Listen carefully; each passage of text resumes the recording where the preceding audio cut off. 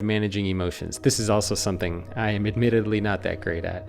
So I thought we could give listeners and viewers some guidance and feedback Sure. on how to do that. Mm-hmm. So where do you begin? And I suppose you also need to manage the bad emotions, but you also need to manage the good emotions. And I think of myself, for example, as an entrepreneur.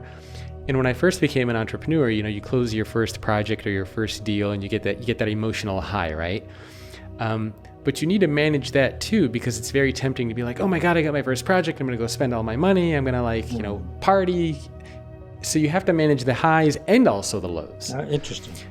So how do you go about managing your emotions, whether they're positive or negative, in the workplace?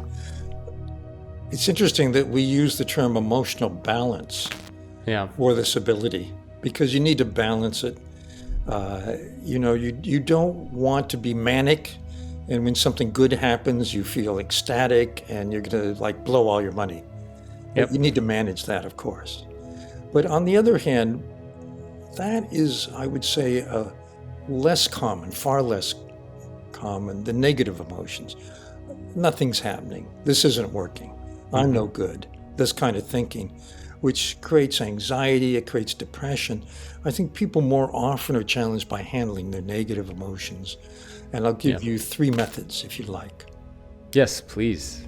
One is well tested. It's actually used by special forces. It's used all over the place. It's a quick way to go from being upset, it's called sympathetic nervous system arousal, to recovery mode, parasympathetic nervous system arousal.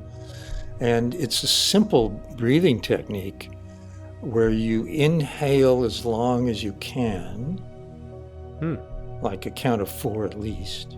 Inhale deeply, hold it as long as you can, at least a count of 4, and then you exhale as long as you can. And it turns out if you do that 6 to 9 times, it actually shifts your physiology from being upset to being relaxed. That's one thing you can do on the spot. Just breathing. That's fascinating. Another thing you can do on the spot, as I mentioned earlier, is name what's going on. I'm getting anxious now.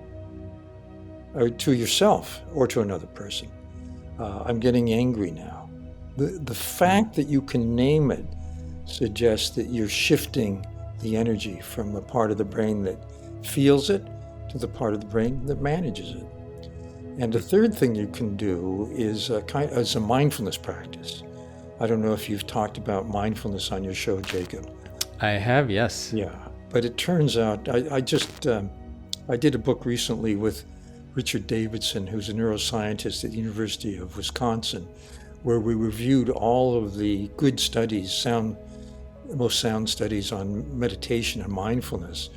And we found that, it's mind training. It's training the brain. It really works.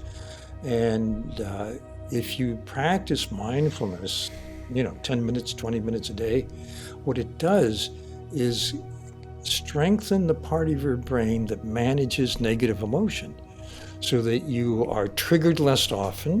When you're triggered, it's less strong, and you recover more quickly. The actual definition of resilience in cognitive science is how long it takes you to go from the peak of upset back to calm. And the quicker that curve, the more resilient you are. So mindfulness enhances calmness. It's a twofer, because the same circuitry helps you focus. It enhances concentration.